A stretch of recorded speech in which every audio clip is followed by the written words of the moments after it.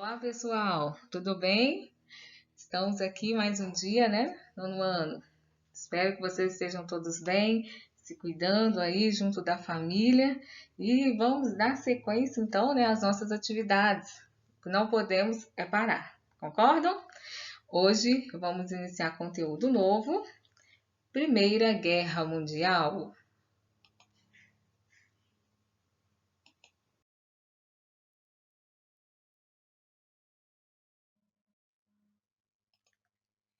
E aí?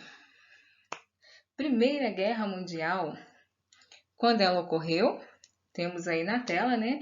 Primeira Guerra Mundial, ela ocorreu entre os anos de 1914 e 1918. O que foi esse fato, né, tão falado aí na história? Aliás, curiosa para muitos estudantes, me lembro bem de vocês, lá no começo do ano, me perguntando, professora, quando que a gente vai ver Guerra Mundial? É agora. Foi um conflito, tá? É, envolvendo países de 4 continentes aí do mundo.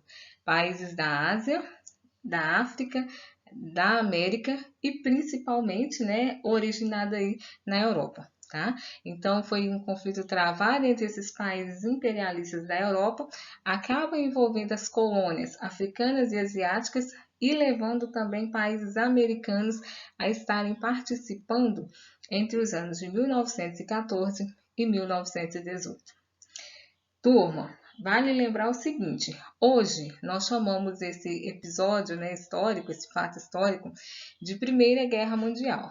Mas lá quando estava acontecendo, não tinha esse nome, tá? Naquele período ficou conhecido como a Grande Guerra. Assim, os contemporâneos, né, chamavam, a Grande Guerra está ocorrendo ou ocorreu logo depois do seu final.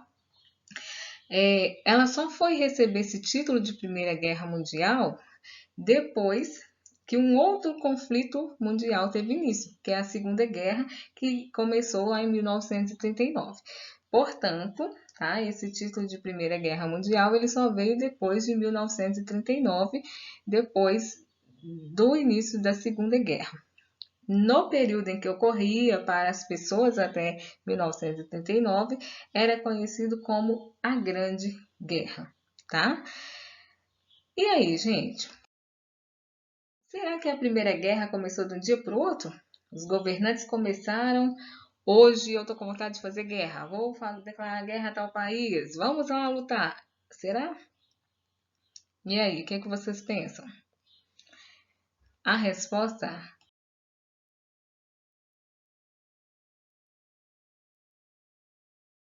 que não foram resolvidas desde o meio, tá, do século XIX e foi se acirrando aí no iniciar do século XX.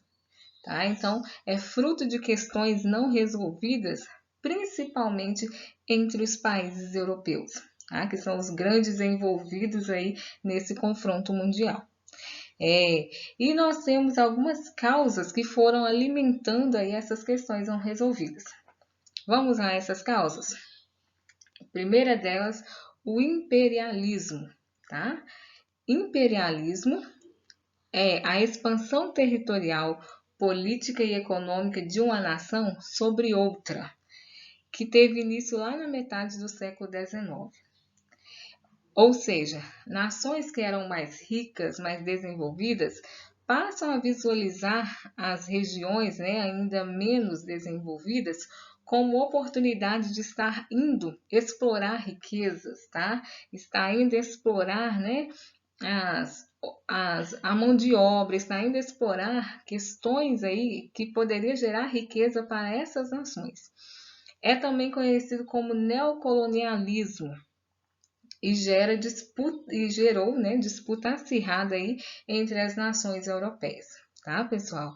É, lembrando aí que essas novas colônias, elas foram estabelecidas principalmente na África e na Ásia. Os países europeus fizeram colônias lá nesse período aí, a partir da metade do século XIX, em regiões como a África e a Ásia.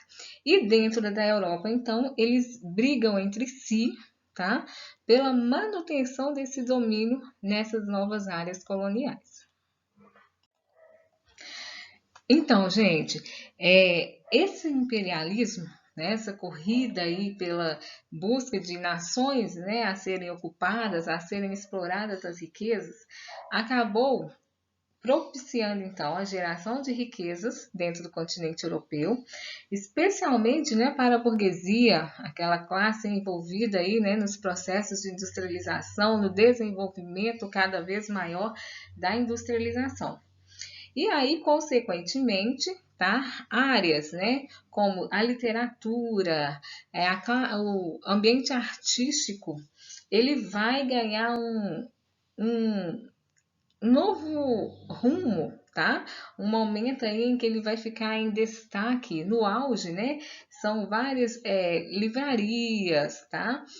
Cafés, salões de dança, os bailes, né? Vão acontecer, vão reunir aí esses grupos de maior prestígio social, de grandes posses econômicas, vai gerar aí um clima de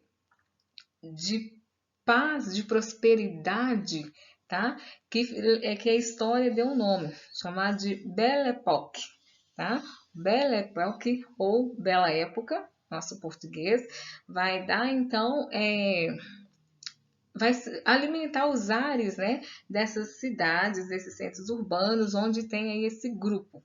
Isso graças ao imperialismo, tá? Mas lembrando que as questões políticas acirravam aí entre os países que buscavam, então, se estabelecer cada vez mais, tá?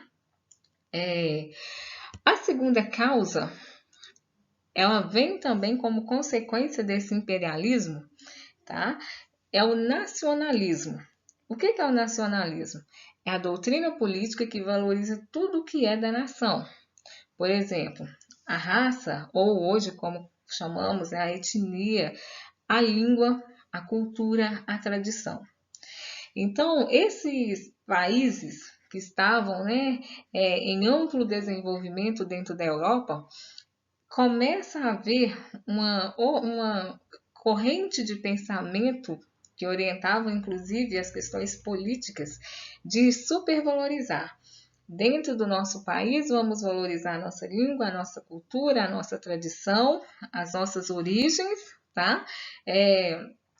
E nesse sentido, tá? Era o pensamento daquela época, inclusive a questão, né, do se achar superior aos outros que não pertencem a esse mesmo conjunto aí, que não tem esse mesmo conjunto de características. Então, esse nacionalismo ele vai ficando exagerado, tá? Como a gente diz, né, exacerbado, ele vai saindo do controle nessa questão de valorização dessas características nacionais e leva aí a esse acirramento que já existia também, né, por parte do imperialismo. Nós temos dois exemplos aí claros desse nacionalismo: o pan-germanismo e o pan-eslavismo. O pan-germanismo ele se refere pan, né, esse termo aí que significa a união aí dos povos germânicos, tá? Quem são esses povos germânicos? É um grupo etníco e linguístico, tá? Originário aí do norte da Europa e que tem como idioma aí comum o alemão, tá? Exemplo, os povos que estavam ocupando a região da Alemanha, da Áustria-Hungria. Então, há uma união em torno desses povos, valorizando essas características, tá? Inclusive, né, o idioma alemão. E temos também o chamado pan-eslavismo. Pan-eslavismo é outro movimento nacionalista que envolve a união, então, dos povos eslavos, tá? Os povos eslavos, ocupantes aí principalmente, né, da região oriental aí da Europa, parte aí asiática, e envolve aí os chamados povos indo-europeus.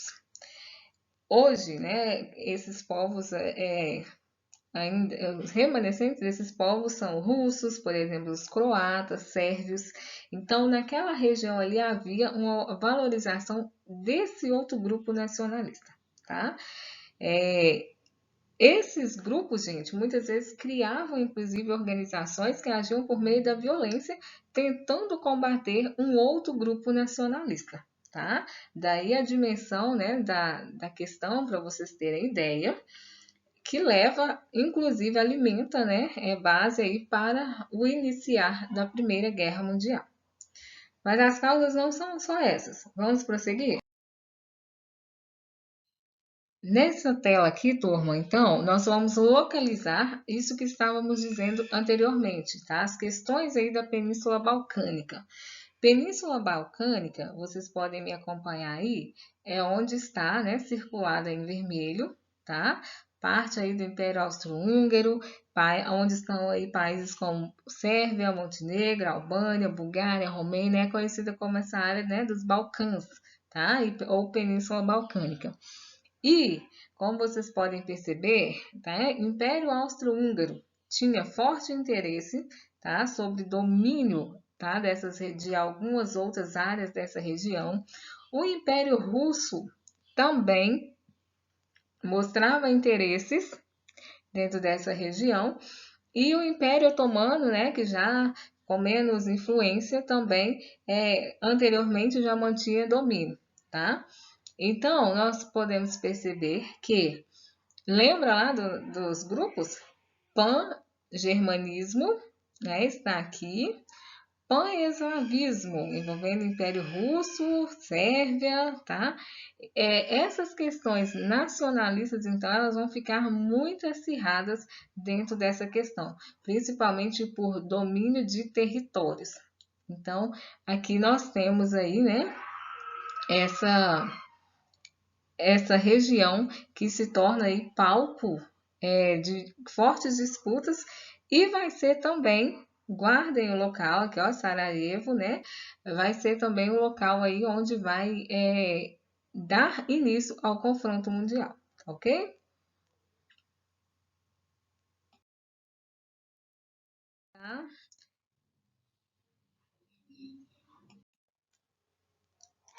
Temos aí então, gente, a terceira causa, né, da Primeira Guerra Mundial. É o chamado política de alianças. O que foi essa política de alianças?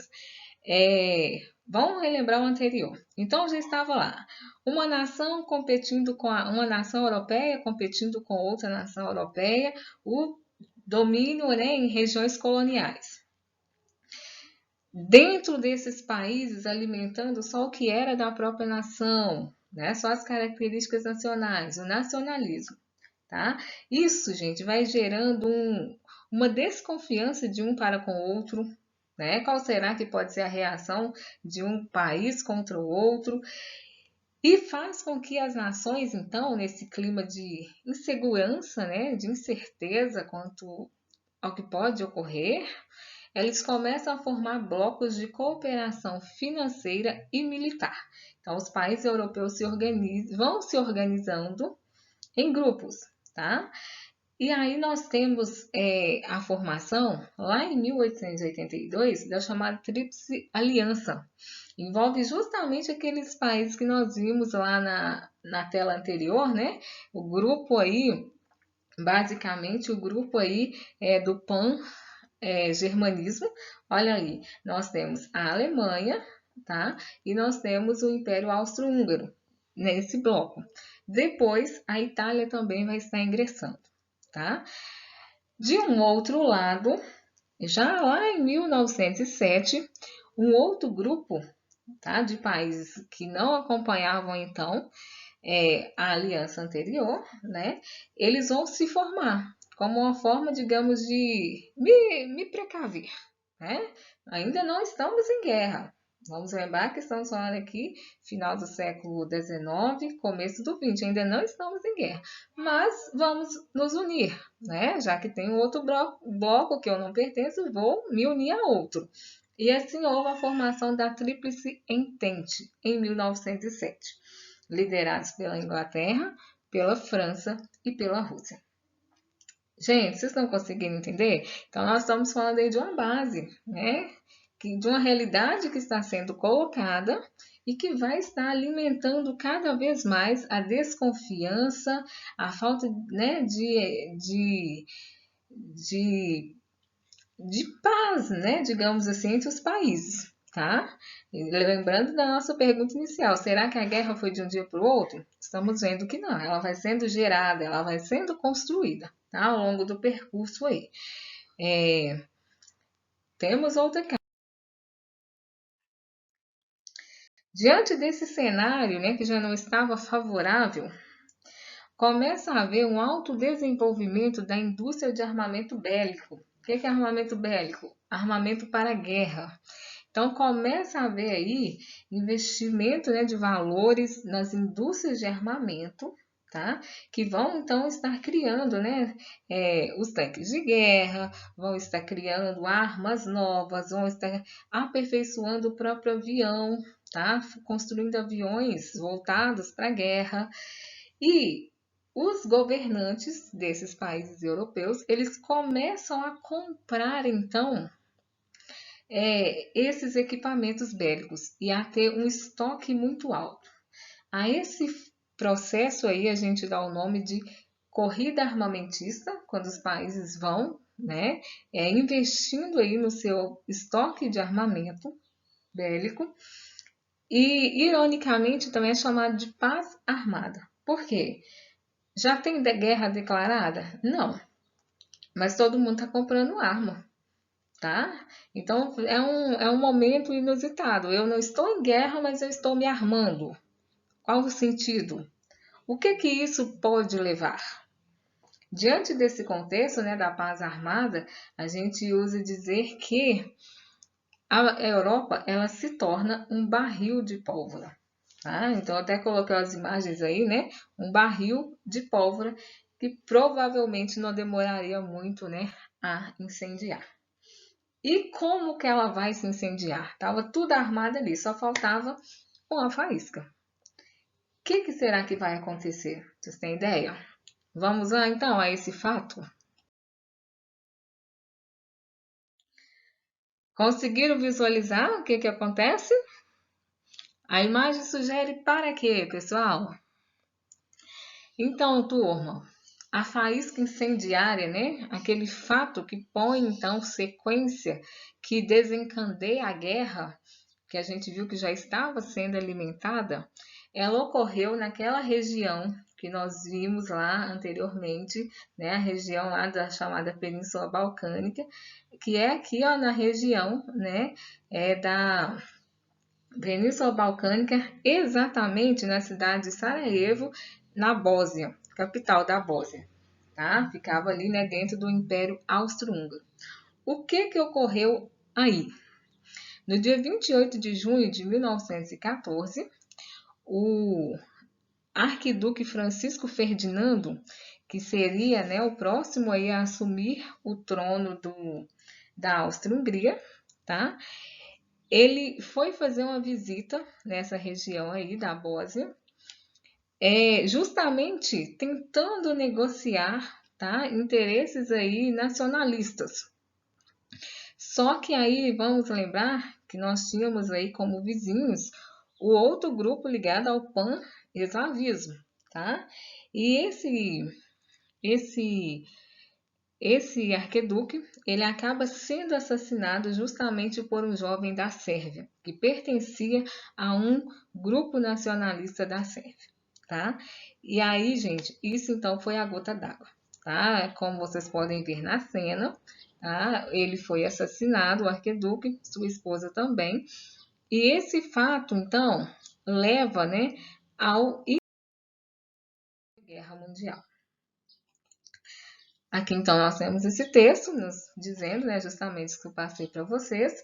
A partir daí, as declarações de guerras têm início. Vamos ver, e está, né, começada a Grande Guerra, como foi chamada lá naquele momento. As declarações de guerra, como que elas ocorrem, tá? A Áustria-Hungria, então, que perdeu, tá? Né, o seu herdeiro, ela vai tentar, vai fazer um ultimato à Sérvia, não vai ser ouvida, e aí declara guerra então à Sérvia, tá? Lembra lá da política de alianças que a gente viu quase agora há pouco? A Áustria não estava sozinha, já tinha um bloco, né, formado que prometia justamente isso, apoio tanto financeiro quanto militar. Então, como a Áustria estava aliada à Alemanha, a Alemanha e a Itália também acabam se envolvendo e declarando guerra à Sérvia. Só que se a gente lembrar que a Sérvia, gente, não estava sozinha, né? A Sérvia, ela era apoiada por quem? Pelo grupo da Tríplice Entente.